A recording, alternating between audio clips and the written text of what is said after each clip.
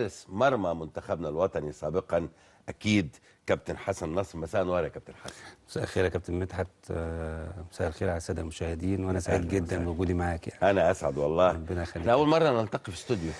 اكيد انا جيت مره هنا، بس كنت مع الكابتن مصطفى يونس. ودي أوكي. اول مره اتشرف بان اكون موجود مع حضرتك، فانا سعيد جدا يعني. ده احنا اللي لينا الشرف والله. ربنا يخليك يا كابتن. خلينا نبدا من الاخر. هل كنت بتتوقع رحيل الجهاز بالكامل مع الكابتن طلعت يوسف؟ والله يا كابتن، حته رحيل الجهاز ديت يعني انا بدي اقول كلمه. يعني النادي المصري بطبيعته بتاع جماهيره كل يوم ممكن يحصل اي شيء غير المتوقع. كابتن طلعت يوسف طبعا مدرب كبير ومدرب كفء، انا مش هقدر اتكلم عن الكابتن طلعت، يعني مصر كلها بتتكلم عن الكابتن طلعت وكده، فان هو انسان محترم جدا يعني.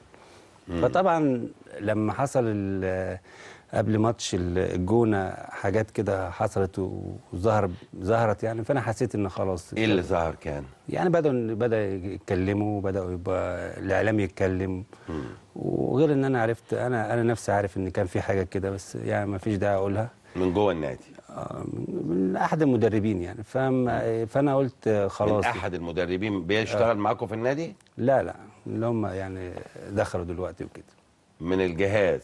فانا عرفت ان لا بس خلي بالك، ما دام قلت حاجه قدام الناس هنا، الناس دي لازم توضح لها تقصد ايه. يعني ايه حاجه من اقول لك هو كابتن مدحت، انا عايز اقول حاجه برضو في الاخر. هو ربنا رب قلوب بنيات اكتر.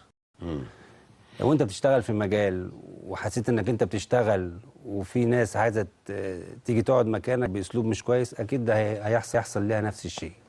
فانا كنت اعلم، يعني كنت اعلم، مش حاجه كده، بس انا كنت اعرف كويس جدا ان موضوع الكابتن طلعت او موضوع الجهاز الفني اكيد هي عمليه وقت. لو برغم عايز اقول حاجه، ان الاستاذ كامل ومجلس الاداره كان عندهم اصرار كبير جدا، ويتمنوا ان احنا كجهاز بقياده الكابتن طلعت ان احنا كنا نكمل. لان فعلا الكابتن طلعت كان عامل حاجات كويسه جدا للنادي على المستوى الاداري حتى. فطبعا كسبنا الجونه وكسبنا الاتحاد، ورغم كده انا قعدت مع الكابتن طلعت قلت له يا كابتن، هي العمليه لو احنا لا قدر الله مثلا ما وفقناش في حاجه، هتلاقي بقى خلاص الموضوع ايه، عمليه وقت. فبعد ماتش الداخليه واحنا جايين، حتى انا اتكلمت معاه بعد ماتش الداخليه اللي هو الداخليه فازت 2-0. واحنا جايين حتى في الاتوبيس اتكلمت معاه وكده، قلت له يا كابتن انا بحبه جدا وبحترمه جدا، هو راجل محترم، وانا عارف طبيعه جمهور بورسعيد، الناس بتحب النادي، ملهاش دخل بقى مين اللي ماسك ايا كان. فانا قلت له يا كابتن، انا ما احبش انك انت تتهان، انت حاجه كبيره في نظري وخلاص، فيا ريت لو الامور تمشي ودي. لكن خلينا نقول يا احمد، انت قضيت مع الكابتن حسن ايام جميله. طبعا يعني ايام جميله قوي كمان. انا بقى لنا سنتين او اكتر كابتن حسن طبعا. ومن المدربين يعني من الشخصيات المحترمه والمدربين الكويسين قوي كمان اللي انا اتمرنت معاهم. يعني انا في النادي المصري السنه اللي فاتت اتغير 7 اجهزه او 8 اجهزه، وكان الكابتن حسن الوحيد اللي هو موجود. يعني راجل عمل حاجات للنادي كتير، انا والكابتن امير او الناس اللي معانا تاني. راجل ودى جونين منتخب مصر الاول، يعني الكابتن امير فتره راح المنتخب الاول وانا جت فتره، يعني فحاجه تتحسب للكابتن حسن طبعا. فبشكره عليها يعني وان شاء الله الايام تعوض تاني ان شاء الله. ان شاء الله. احنا اللي يهمنا طبعا يا احمد ان انت تكون متالق، ومعاك طبعا الكابتن عماد من المدربين برضو الجمال جدا جدا. طبعا. وانا عارف ان انت بتحبه وبتحترمه، وهو كمان بيقدرك جدا. وفي النهايه النادي هو الباقي في جميع الاحوال. صح، هي في الاول وفي الاخر طبعا تبقى مصلحه النادي اهم من كل حاجه. وحتى الكابتن حسن يعني راجل ما سابش النادي بعد حتى ما مشى، وجالنا الماتش اللي فات ماتش انبي، اتفرج ووقف ورا الفرقه وقلبه مع الفرقه، لان هو ابن النادي طبعا. يعني الكابتن جاب كاس مصر للنادي، ودي حاجه طبعا يعني فخر لكل بورسعيدي طبعا. الكابتن حسن يبقى موجود معه. جاب كاس مصر، هو لاعب. هو لاعب. عقبالك. لسه ما اتحققتش بقى تاني، هو مدرب. عقبالك يا احمد، عقبالك. لسه والله يا كابتن. عارف يا احمد، خلينا نقول احنا عايزين ثقافتنا معايا كابتن حسن طبعا تتغير في حياتنا كلها. بمعنى النهارده كابتن حسن كان هو مدرب الشناوي، اوكي، امبارح. النهارده هو مش مدرب الشناوي. صح. ما يمنعش اطلاقا يتواجد في النادي ويبقى موجود، وهو والمدرب الحراس اللي موجود اصدقاء، وده ابنكم او كذا، او يعني عايزين ثقافتنا تتغير في حياتنا كلها. انا نفسي يا كابتن مدحت والله العظيم. يمكن احمد انا كلمته، يمكن احمد تاثر كتير جدا باستبعادي. نعم. انا ربنا يعلم انا كلمته ازاي، لان انا بحبه اصلا احمد. يعني انا حسيت انا صعبان عليا يا كابتن مدحت حاجه واحده بس، ودي اللي زعلتني، اما تبقى معاك ابنك وياخدوه منك غصب عنك. اوكي. انت بتعتبر احمد ابنك، وده الموقف اللي حصل لي. انا العلاقه كويسه جدا وعامل شغل كويس جدا، يعني مثلا لو انا وحش والحراس وحشين مفيش مشكله مجلس اداره، لكن ما تبقى انت عامل اداء كويس جدا وناس بتشيد بيك ويجي ياخدوا منك حاجه انت بتحبها. يعني انت الموضوع ان انت بعدت عن احمد، بس مش موضوع النادي المصري او كذا او كذا. قابلنا احمد بعد اول تمرينه انا ما كنتش موجود فيها، وتقابلت انا وهو، يعني كانت مشاعر كبيره جدا، لا انا قدرت امسك نفسي ولا هو قدر. انتوا قعدتوا تعيطوا انا سمعت والله العظيم. فدي يعني مشاعر يا كابتن، سيبك بقى من الكوره، دي مشاعر انسانيه بره الكوره، سيبك من الكوره وسيبك من الاداء وسيبك انك انت مدرب كويس او مدرب مش كويس، دي لا دي مشاعر. ما تجيش مدرب بيحب لاعب او لاعب بيحب مدرب الا اذا كانت العلاقه صافيه وخالصه لوجه الله. مفيش كلام. فانا كنت بتعامل معاه ده هو وامير وعمرو مجدي واحمد حسين، فالحمد لله رب العالمين. وما ذلك رحت الماتش انا، واول ما الماتش بدا شاورت له عرفت ان انا موجود. هايل.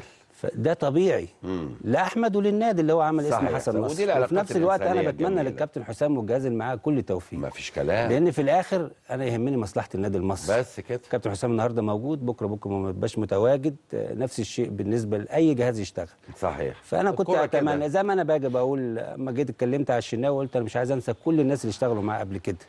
انا بكمل شغلهم. صحيح. فبتمنى نفس الشيء برضو الكابتن مدرب الحراس اللي موجود يشتغل نفس الشيء. كابتن عماد.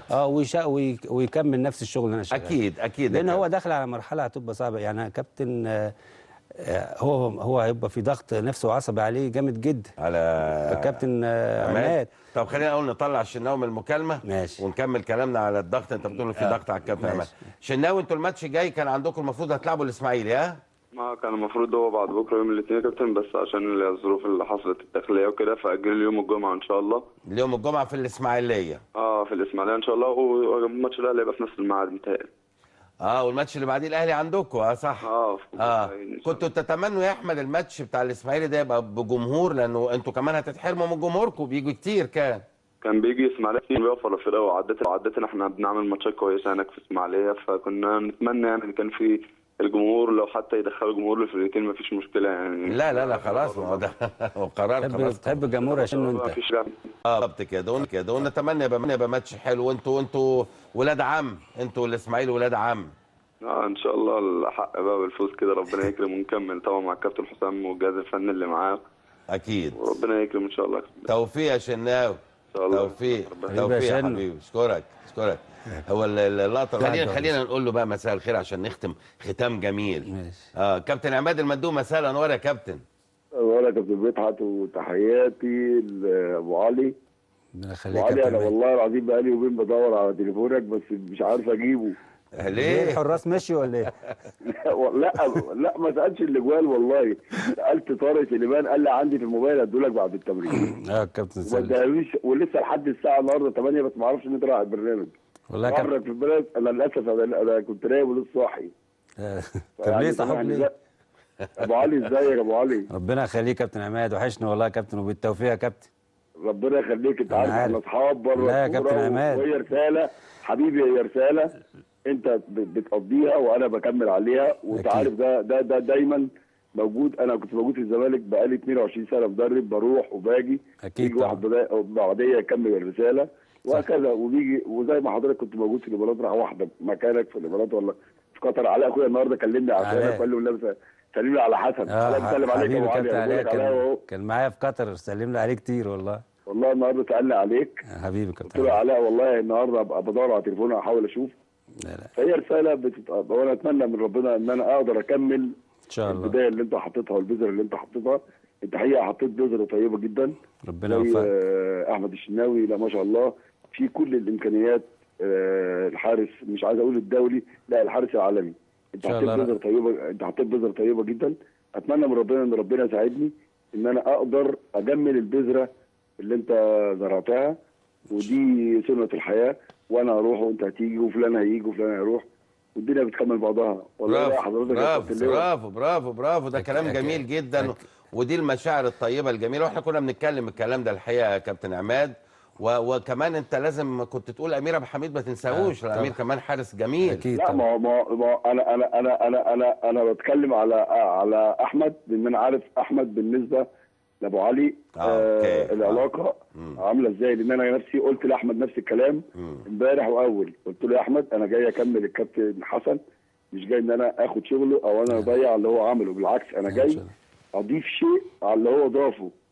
وطبعا اذا يعني حسن سايب 4 تجوال على فكره، مش سايب جولين بس. جميل. لا ده حسن سايب 4 على مستوى كويس جدا.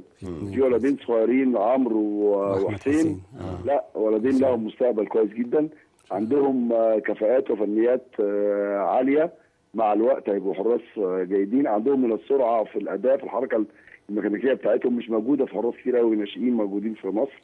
عندهم من القوه، عندهم قوه انفجاريه غير طبيعيه، لا في حراس ناشئين ممتازين.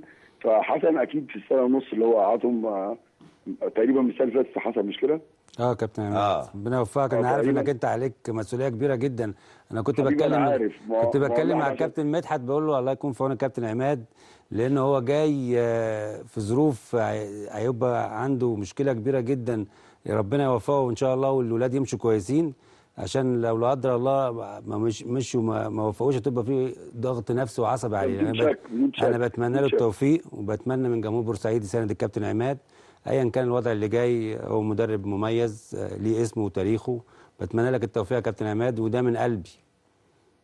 ابو علي انا عارف اخلاقك وعارف قلبك الابيض. احنا مش عايش النهارده، احنا عارفين بعض من سنين طويله. الكابتن حسام يعرف كده، والكابتن ابراهيم يعرف كده جدا. يعني انا انسان ابيض، وبتمنى لك التوفيق، وكنت اتمنى ان اجي اقابلك والله، بس يعني وان شاء الله اكيد هاجي لك وهقابلك وهنخرج سوا يا ريت لا اكيد طبعا يا كابتن عماد. يعني احنا اخوات طبعا يا كابتن عماد والله. وهنتقابل في قطر، وهنتقابل في الامارات، وهنتقابل في مصر، وهنتقابل في كل حته. ربنا يكرمك. وانا بتمنى لك التوفيق، واتمنى المرحله الجايه ان ربنا يديك الشيء الاحسن والشيء اللي تتمناه، انك انت تستاهل كل خير يعني صراحه. ربنا يخليك يا شكرا يا كابتن عماد، وبشكرك على المكالمه الجميله دي. وبعدين هتعلمنا منك يا سياده اللواء. الله يخليك يا حبيبي، الله يخليك. علمنا منك يا سياده اللواء. حبيب قلبي يا عماد، ربنا يكرمك يا كابتن. بالتوفيق. مساء الانوار. مساء الانوار يا حبيبي، بشكرك شكرا جزيلا. شكرا جزيلا. يعني انا كنت حريص ان احنا نختم بالمشاعر الطيبه دي. ادينا كده يا كابتن مدحت، ده اللي باقي. صح. انا نفسي كده والله العظيم يا كابتن مدحت، ما فيش احسن من كده. بالظبط.